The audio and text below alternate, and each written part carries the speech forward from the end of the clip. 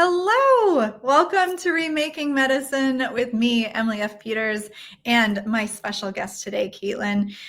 We are here every month to talk about what is happening in the world of healthcare. We talk to theologians, we talk to philosophers, we talk to authors, we talk to technology leaders, and today we are going to talk about communications, which of course is the area most dear to my heart. And so we're going to talk about crisis communications and what is a crisis? How do people in healthcare think about crisis and respond to crisis? What kind of opportunities sometimes come from crisis communications? And no better person to talk about this than Kaitlin Rebella. So please introduce yourself to our audience. Thank you so much for having me. I'm so excited to be here. So my name is Kaitlin Rebella. I am based in the Detroit area. I've been in the communication space for over 15 years. And my very first brush with communications of the crisis nature was actually one that we created ourselves.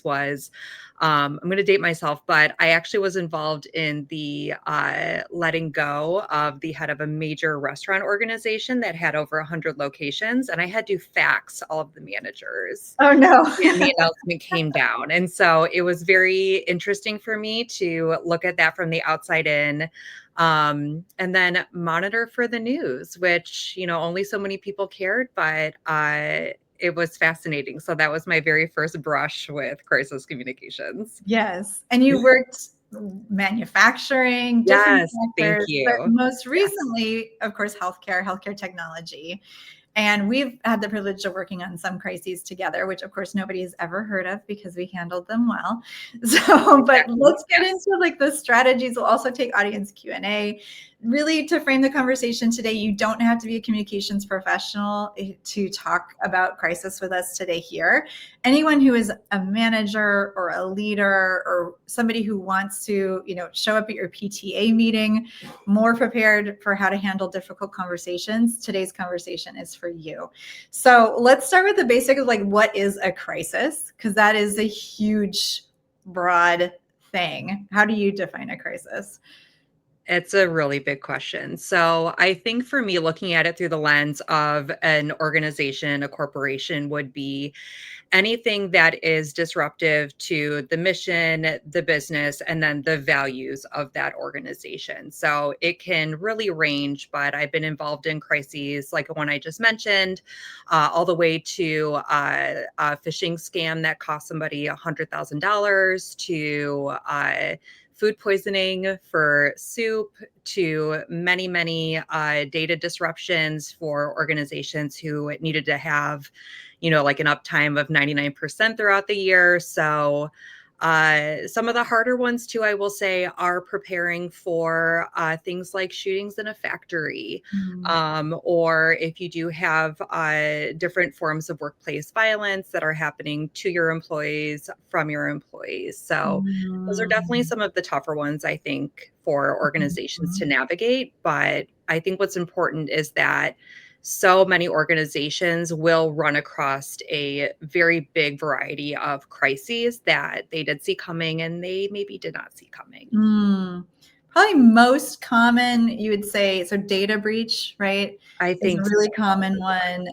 Reductions in force, layoffs, Absolutely. strike, kind of HR things. That's a really common one. And then just any kind of like organizational change, right? That feels big. So I think so too. changing headquarters, return to work, change of executives or C-levels. And then even down to like, I think of some crises in my team. The ones that were hardest was like, even just me as a manager, like having to move people's desks, right, to a different side of the office. Absolutely. Yes. And everyone's really upset and, having to navigate.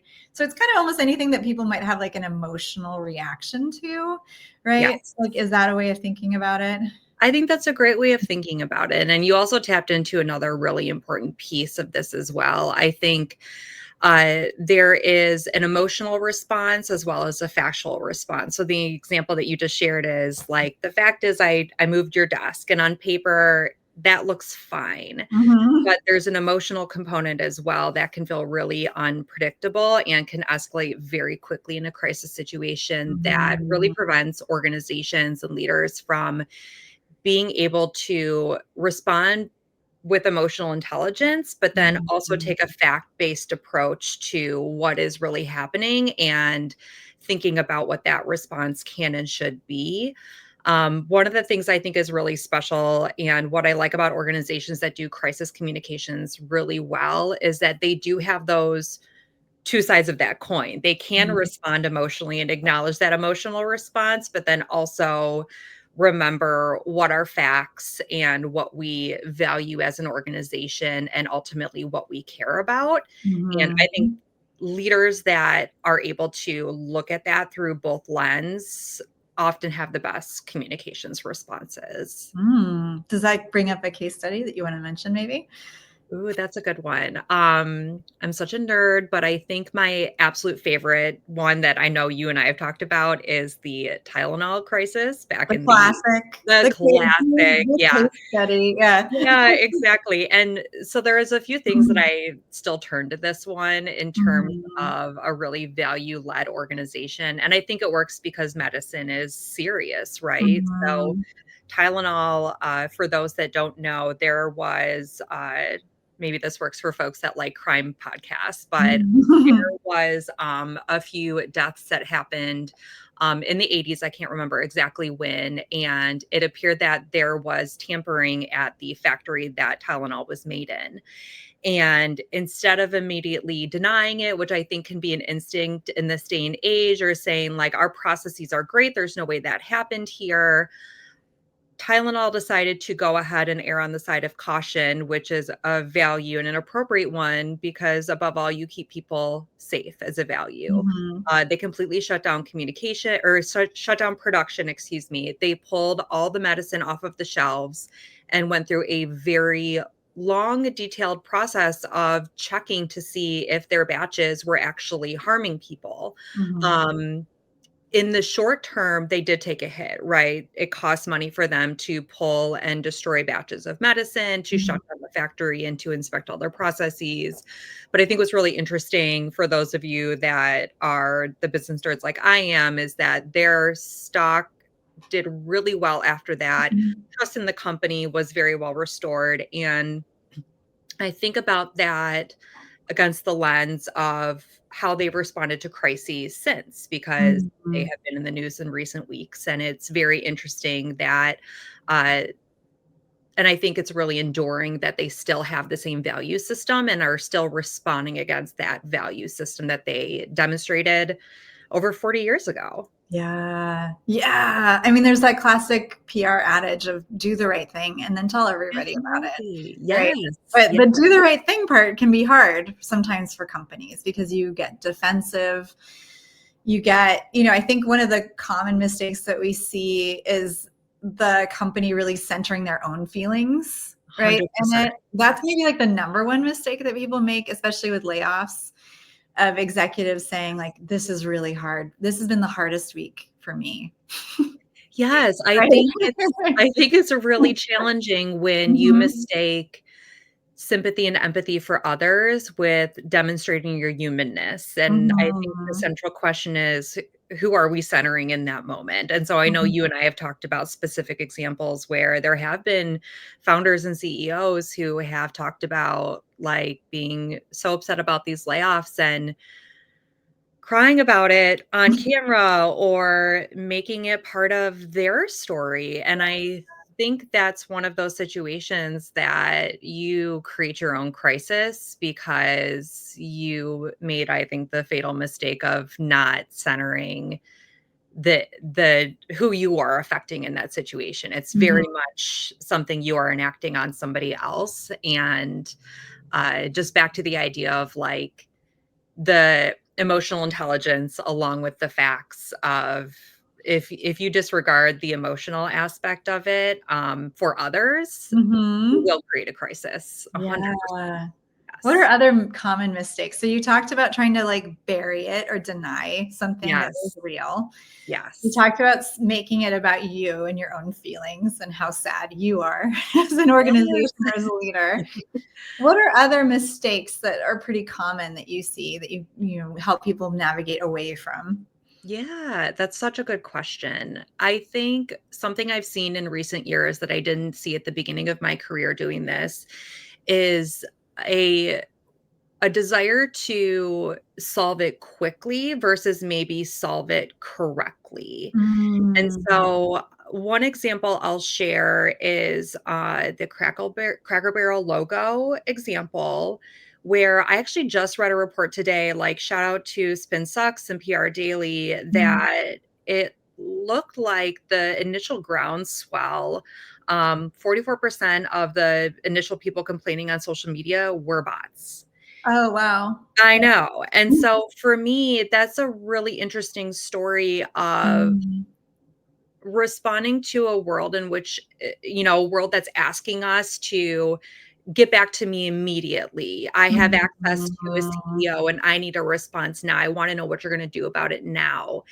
And when I think back, and this is like Monday morning quarterbacking the situation, but Mhm. when I think back about what happened with Cracker Barrel, there are a lot of layers of what happened. But I think what we saw with the reversion to the logo change was like this immediate want to make it right. Mhm. And I would have been really interested to see what would have happened if there was a pause that was created by the organization to do some investigation into what exactly was happening, to see if Mhm. the fervor that can happen on social media very, very quickly matched the human experience and that ideal customer profile experience, right? So, like, are the people that are actually eating at Cracker Barrel, like, are they feeling the same way? Have they called you on the phone? Mhm. Did they email you directly? Or is this like storm just happening on social media? Yeah. And so, that's it's a very unique situation, but for me, it tells me that like it's okay to pause a little bit and to explain why you want to pause a little bit. And maybe Mhm. the situation always doesn't require that you do what the people ask. The mob. Versus Yeah. versus thinking about like what you really stand Mhm. for as an organization. Another example I'll share is that I worked for a company that absolutely felt very strongly about how to respond to a phishing scam in terms of like assuming that something was happening in a widespread way when it was a very targeted attack. Mhm. And uh, there was an instinct, I think, just to apply the same strategy for everybody and to kind of like address or correct this concern of like there's something wrong with our procurement department or something wrong with our finance Mhm. department or like we did something wrong. And I think once everybody paused a little bit, it was very easy to see that this was a one person issue. And I Mm. think that in that situation, and I wish I could share more details, but Yeah, it's the yeah. nature of the work. I think in that situation, the instinct to address everybody versus addressing the people that mattered in that situation um, would have been a mistake. Yeah. And it didn't happen. Everybody took the pause. And I think that pause is really important. I think that would be Yeah. the takeaway from that one. Well, and I think there's like an emotional intelligence, like you've been saying, there's such an emotional component here where to me, the worst crisis situation is when it hits on something that the company or the leaders do feel like shame about. Right. And so with Cracker Barrel, I Yeah, can see, they hired this big fancy international design agency to do this work versus hiring like an agency based in Tennessee or something that would have felt like more culturally aligned. yeah, And so I think the exact same design maybe would have had a different response, right? If they had felt, I'm guessing there are people inside that organization who are like, this kind of stinks, but like, let's just do yeah, it. And like if you already, that's those soft spots in the organization, the things that you already don't feel great about, Yeah. that's the place where the crisis really comes and hits you so hard and it gets so painful. And that's also the place too where like thinking the role of like instigators, right? Often things like companies can have a lot of things happen and do a lot of bad things or have bad things happen to them, and there's only so many reporters and there's only so much attention, and a lot of stuff just flies under the radar. When things do escalate, often for what I've seen is that there's an instigator. So there's an angry competitor or an angry former employee or an angry customer who feels really slighted, and they see this as like, oh, this is my opportunity to take these guys down. And that's the person then who like feeds it to the reporter or like puts it out on social. And so I Yes. think that thinking about the instigators is also like a mistake. I think sometimes organizations don't necessarily reflect, right? I think so too. And I think it's easy to give the instigator a lot of space because they're the source, right? Mm-hmm. And I think in the example of Cracker Barrel, I think it's really interesting to think about like bot as instigator that actually caused a very serious issue that needed to be addressed. Yeah. And I'm curious if, what would have happened if the bots were identified early. But I think most importantly, it's a lesson for how quickly things can spiral up and out of control, Mm-hmm. and a lesson for organizations of, at least put a little bit of thought into what does it look like to have to respond too quickly, Mm-hmm. and what does that process look like? What does that statement look like? I think there is a lot of concern about getting crisis communications exactly right. And I think for me, having done it for so long, I think getting it right, also at that initial steps,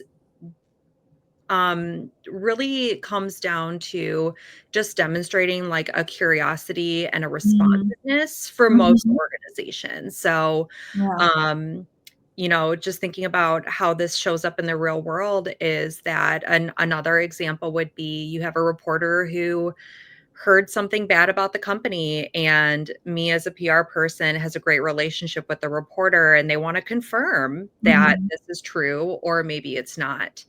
And a reporter calling you as a PR person to ask about a crisis, first of all, is like heart stopping. Mm-hmm. But second of all, I think it's an opportunity to say, like, you know what? I would love to look into that. Can I follow up with you when I have more Mm-hmm. information? And you're responsive and you're curious.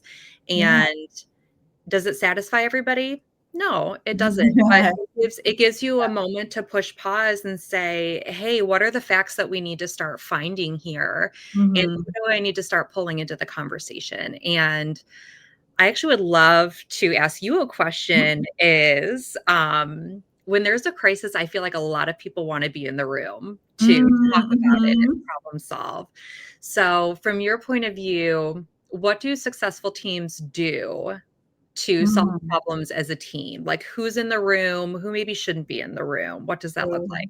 Oh, it's such a good question. Yeah, we do often see, the thing with a crisis sometimes is it is like adrenaline and it's Yeah, kind of exciting, right? yeah, And like a secret. especially for PR people, often like we come from newspapers. I came from the newsroom, and you're like, ooh, like let's all get in there. Like this is, even if it's very scary and depressing, it can also be kind of fun because Yeah, you're like in this moment. And so yeah, I think, having the right people at the table there, like you want to make sure fact finding first, right? Like if it is needing your technology leaders or needing your customer service people or your legal team there, like fact finding is always the number one thing of like just what is really happening, what is real. yes. But then when it comes to response, I really do feel like that's very different and that should be a much smaller team, right? And so often it's literally one executive, maybe one HR person, and one comms leader. And I think Mhm. that's a really nice team. And one of the things I always advise too for companies, even if they're teeny tiny companies, like just visualize yourself as like, who's a CEO that you really admire, like, or just like an imaginary CEO who's like a very authoritative, strong leader. Sometimes Mhm. we say the Pope, like, what would the Pope say, right? Or like, what would this imaginary CEO say? And it just is a way of kind of zooming out of the experience and saying, well, I have all these feelings and I'm having this emotional reaction, but that like mystical CEO, that person would probably say, let's take a breath. Our reputation shows that we don't do things like this. Like, our audience knows that this is not who we are. Like, let's respond in a very mature and like emotionally sound way. And especially, with the layoffs, right? Just being like, how can I be so super gracious and so leaderly in this situation? And kind of just like envisioning yourself in like that out of body experience. And so for that's not a committee thing, right? That's like a 2 or 3 people thing together. But also do have that larger team of, the legal, the technology, like the people who are bringing the facts to the table. But the ultimate decision, it comes down to a couple people, right? Ideally. What do you think? Same? I fully agree. So I think as you were talking, I was envisioning how that process does work in real time. And I think you hit on like what is really essential for a great response. It's a group of people coming together to discern the facts. And then I really like it when you can start to like shed certain people off in a Mhm. productive ways to say, like, you've done your mission here, you have figured out what the facts are, and like Mhm. we're good, keep me posted. I think there's like 2 parts of a crisis, especially when it's something that has actually happened that does need to be addressed, like the AWS outage this week, Yeah, right? So yeah, you yeah. have 2 modes of communication. One is that, ongoing, what is the status that is being reported out in the outage communications or outage forum, Mhm. where the actual status of the problem solving is happening. But then I think what you've hit on is that there is a leadership POV of doing this real time analysis of what this means for the Mhm. organization, what resources are you putting towards it, and why all of this matters. Speaking of crisis, the school is calling. I'm just going to hand off the phone to Rob really fast. Keep talking, keep talking. Yeah, no problem. And so I just think that there are a variety of channels as well to the AWS point. I hope everything is okay. I think it's fine. Okay. Um, When school calls, you're like, oh. yes, 100%. Yeah, it's okay. Yeah, yeah. um, I think too, it brings up another chapter of crisis communication, which is where do you share this information for those stakeholders, and what does that stakeholder communication look like? So, I think when you are coming together as a team and you have identified, like, let's move through the stages. So we know what the problem is. We have the holding statement out in the world. We Yeah. have an idea of what the leader is prepared to say. They've processed their own emotional response. We've shared something at a really high level and a framework for how this aligns to our values in terms of how we're going to respond to this. I think there are still these layers of stakeholders that so many organizations need to be thoughtful about and what they need to hear in that moment.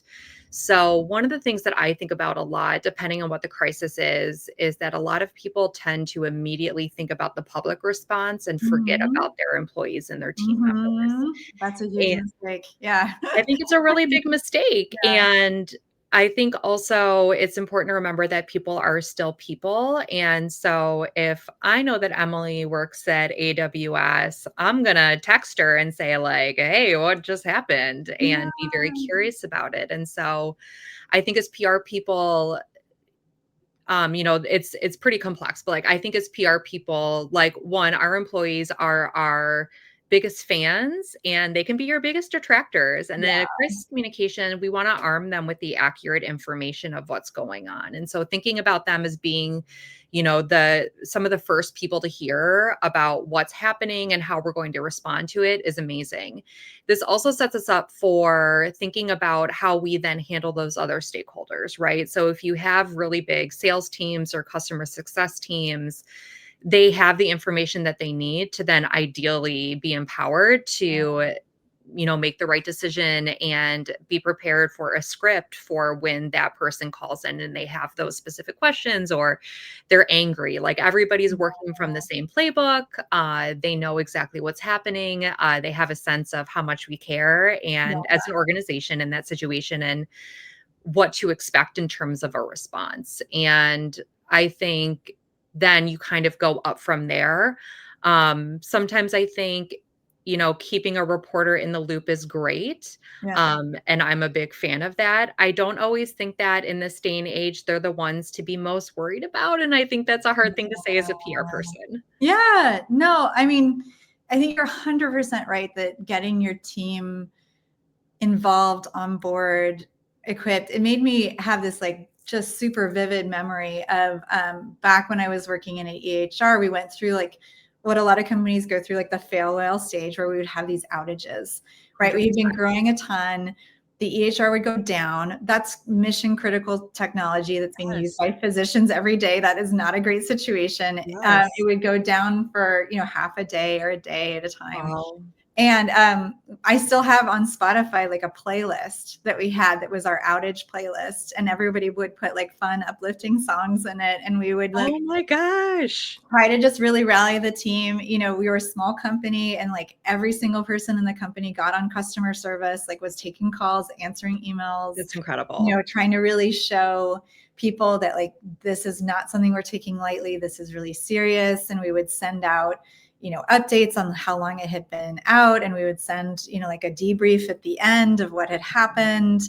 And it was a great experience of like, yeah, this is not a thing we want to have happen. This is a violation of our SLA. This is like an issue, obviously, for people who depend on our technology. Yes. But really like the like every crisis is an opportunity kind of perspective of like, acknowledging like, yes, people are going to be mad about this because they really depend on us. Like they depend on our technology, and that they see how much we really care about that and how much we're working on it. And we would get beautiful messages from physicians afterwards being like, I know you guys worked so hard. Like, I'm really sorry. Like, this seems really stressful for you as a company. Like, we really appreciate that it's back online. And you just kind of created this like esprit de corps, right? Of like, we're all in it together. We're like a community trying our best, right? And so 100%. you don't want to have those situations, but there are sometimes in a crisis where, I think especially today with like social media and just like the vibes, leaders get very scared anytime that there's like somebody's going to be mad at us, right? Yes. And that feels out of control. Yes. But I also like love when we're doing a crisis project of like, what would it look like if people weren't mad? Like if you 100%. were firing a bunch of people or having some kind of outage or something like, and nobody cared, that's a terrible situation. like ideally your work is important to the people who are working there and important to the community, and they should care and they should have an emotional investment in your company. Absolutely. And so like, yeah, like, and it's such a great role as a leader to be able to just say to everybody, like, it's totally fine to be mad and you can be mad at me. Yes. And like, just like let that wash over you as a leader and just be like, I can take Don't avoid it. Yeah. Yeah, right. Like that's just it's a real genuinely good opportunity as a leader in that crisis to say like, buck stops here. Like, give it to me. 100%. Like, you can be upset. And Yes. it's such a great side of the crisis world that I think a lot of people feel really scared about when they first start to encounter that. I fully agree. I think fear can drive a lot of non-value based behavior for Mhm. leaders within organizations of, you have values, but I think walking the talk becomes really hard when all of that pressure is on. Mhm. You just reminded me of what I really like to of thinking about, like, empowering people to do the right thing and find facts, is that I have been really enjoying it when companies don't just like a straight apologize, right? They're like, Mhm. "I'm sorry, you can be mad at me, like, Mhm. we're gonna fix it next time." Mhm.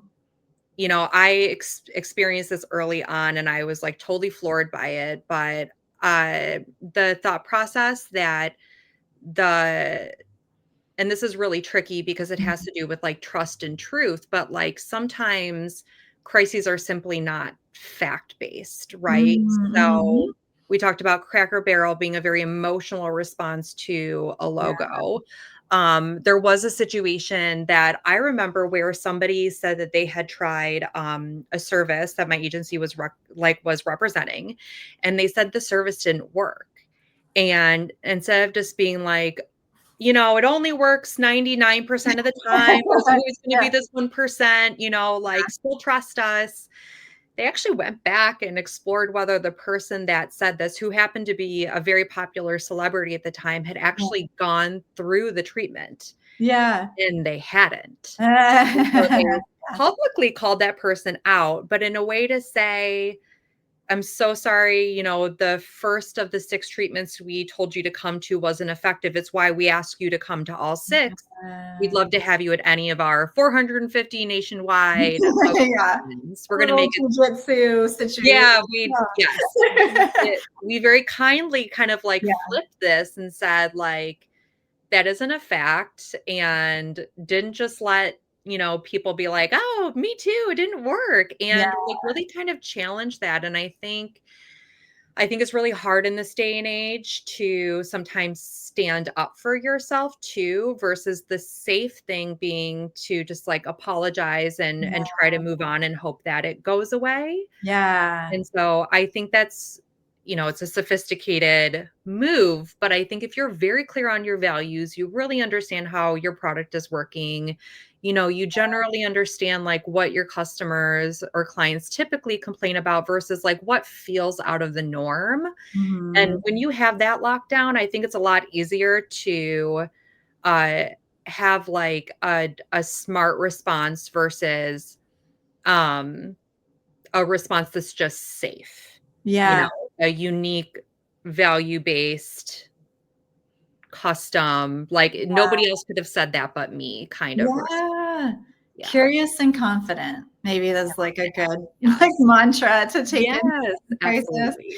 yeah, I mean, I think especially, when we're dealing with so much of our work is with physicians, Yeah. right? And people who are seeing patients every day. And, a physician complaining about something or having, an issue is a really serious thing. But they're also just humans. And sometimes people have a bad day and they just yell at somebody because they're just had a bad day and it's not actually real, right? And so to just I think in any organization, having people on your customer service side or your sales side who are really good at just being those like thoughtful listeners, kind of the people who can talk people down, and just that is a huge relief for a lot of organizations, just that confidence that like not every single bad thing that crosses our table is real or is as real as maybe it's being communicated to us, right? 100%. And feeling really confident that, you know, you're just ready to be curious about something and to respond in like a very leaderly, authoritative way, and Yes. not necessarily to just be like, ah, there's a terror mob Yeah, after me. Yeah. stop the press Oh, and stop everything. Yeah. yes. Okay, so we're almost 10 minutes to go. So tell Ooh. us about like the form. Is there a formula that you use to respond in any kind of crisis? And we talked about a lot of like mistakes, a lot of best practices, but is there like a shortcut that everybody should know to think about this kind of thing? That's such a good question. So, I think the thing that you and I talk a lot about is acknowledge, isolate, move on. So, A crisis is a Mhm, single point. It might require that you go back and revisit your processes and your systems and your people, and that's great, but it shouldn't define your future entirely unless it is something that needs to redefine your future entirely. mhm. So I think that would be the principle of it, and sorry that is kind of a best practice. Yeah. But I think very tactically, all communications teams, no matter how big the organization is, to think about very similarly to what would happen if there is like a tornado or a fire that affects your building. Who is the person that's going to communicate publicly, Mhm, and how are you reaching the people that need to hear some kind of response from you about it? And mhm, so, um, thinking about, is it always your CEO as spokesperson? Okay, check. We have addressed one of those issues. Do you have a process of something as simple as like having people's cell phone numbers, right? I mhm, have been in so many instances where like you literally cannot reach somebody because they're on vacation, but they are, you know, a sea level that needs to be on the fact finding mission. It's a reality that mhm, happens. And so I think it's almost like too simple. You think, duh, everybody has this, but like, mhm. you know, who's your spokesperson? And like, very tactically, do you know how to reach everybody that would need to be involved in a corporate response situation? Mhm, Um, I think the other piece that really gives you that pause is to have a holding statement. And mhm, so what is that holding statement for you? And I mentioned it earlier when, you know, my fake reporter called me as an in-house PR person is thank you for letting us know. We're aware of it. We're investigating it.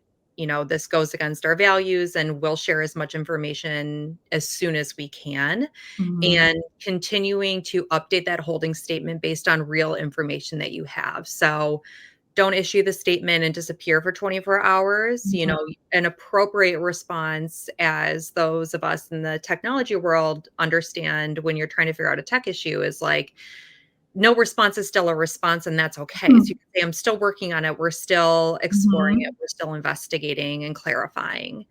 Um, I think that would be a good way to get started. I think if you do have more time to get out of like that immediate react mode, is thinking about which crises are the most important ones that are more likely to happen to you, and then how do you organize yourself around responding to something like that? So organizations, again, spend a lot of time in the tech space of like, does your data team have a disaster recovery process and system? You know, what is their process? How are we layering onto that from a communications perspective? Like, all of the really good ones that I've worked with, the CIOs mhm. I've worked with, the CTOs I've worked with, already have it in hand. It's part of what they do best. And Yeah. so, think about that through the lens of a CFO who's going to be watching out for those phishing scams. Like, Mhm, how are you layering on to that? And then what is most likely to happen to your organization? So, um, mhm, if you're a community clinic, you know, you're not gonna be worried about data recovery, or if your system goes down, you have a whole other set of issues mhm, that you should be thinking about. mhm. Um, what I would hate for people to do, this is like on my do not do list, is like is borrow trouble. Mhm, So this is one of those things where we live in a world where every day we wake up and there's a lot of upsetting news, and that's a reality that a lot of us deal with and our employees are dealing with. And I think it can be really easy to want to respond to those things as an organization, and mhm, I will tell you firsthand that that's a really fast way to burn out as an mhm, organization, and also muddy, I think, in some cases, your values, and then being able to prioritize your key stakeholders in that situation. And so I feel like I've been talking a lot, but No, this is so good. my final thought there Mhm, is, you know, like, act appropriately if your employees are under distress, and that's a real thing that's happening, then think about how to appropriately respond to that situation in the form of different resources I've seen organizations deploy, or, you have a day off to recover from this, or, you're creating space for your team to come together, which I saw a lot of in 2020. And it was really nice for organizations to react to a crisis for their employees without turning it into necessarily like a corporate response, which I think is a little bit of a different situation in a crisis communication Mhm. framework.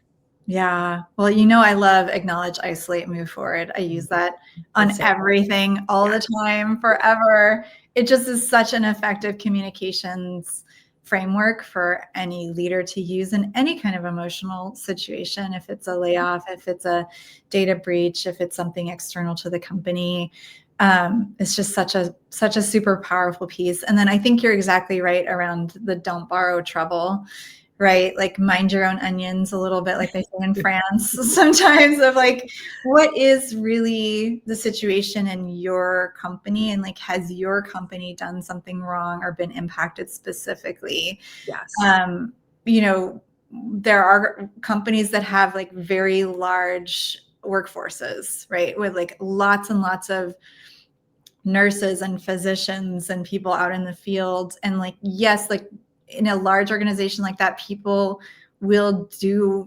things or bad things or have things happen to them that is Yes. not like you thinking from a corporate level, is this something that we are directly impacted by or that we directly contributed to, and framing and thinking about your response in that way, because it is easy to see kind of almost everything as a crisis It and then can you're feel going to that be way. exhausted. Yes, Yeah. exactly. And you don't have energy for the big one. Mhm. I know we're just about out of time, but I think something that is really important to leaders when it comes to crisis communications is the ability to move on, that we Mhm. haven't really talked about in detail yet. And so, what I really like, especially when we're thinking about crises that we're anticipating and planning for, like in the case of a RIF, Mhm. is thinking about what the other side looks like and how we get there. And Mhm. so I think there is space for the crisis, especially when we think about employees and customers and clients as stakeholders.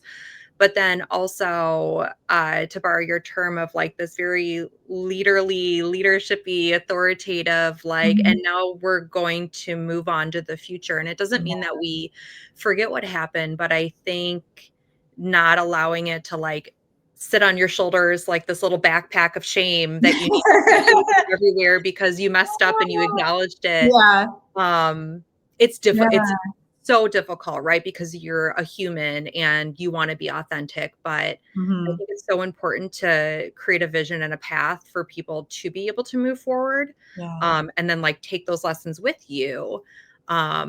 But I know you just had an instance, and we don't have to name names, where it's like that was still sitting with people and they were, like, almost still processing it in a very public way, right? Oh, I'm trying to think of which one this would be. But yeah, I mean, I 100% agree. Like, move forward is such a powerful piece of that model, Yes. right? I mean, all three pieces are great. You're Yes. acknowledging, you're being very clear and very upfront. Like, this is what happened. These are the facts. You're isolating. We had one outage in one facility that impacted 10% of our customers. It Yes. wasn't 100% of everybody. And then the moving forward, it's just so powerful, as again, very leaderly, to say, here's what's going to happen next. Here's what I want you to do. Yes. Here's what you should do. Here's like where we're going next. And here's what's going to happen. And just get people to stop fixating on what has happened in the past and be thinking about what's next. Right. Yeah, move on is a really important part of getting people back on track. Back Right. to absolutely, yes. Yeah. Yeah, I love that. Oh, good. Well, any like fast recommendations for people? Do you have like places that Mm. you like to watch or read about communications, crisis comms? What's the Ooh. recommendations that you have for people who love this topic? I love that question. Mm. you know that I am not really good at watching TV. And so I will say I do really like corporate gossip on Instagram. Molly, I'm forgetting her last name. I just love that really quick analysis and thinking about the words that we use and why they matter. Mm. I think something that I hold with me too, just as a general principle, is like allow yourself to panic and then like move out of panic, right? When you feel like a Yeah. crisis situation, like it's like okay to panic and then move on. And that's what I really like about some of the corporate gossip work is like this feeling of acknowledging those feelings and then just being very thoughtful about how they're showing up in the way that we respond to the Yeah. world and um what we intentionally say versus what we might unintentionally say when we're not being super thoughtful about that. Yeah. Well, it's such an honor to get to do crisis communications work. I mean, you never want to have it, of course. You'd love for your clients to never have any issues ever, your companies to have issues ever. But I do really feel such fond memories for some of the crisis work that we've gotten to do and how we really helped make things better for people.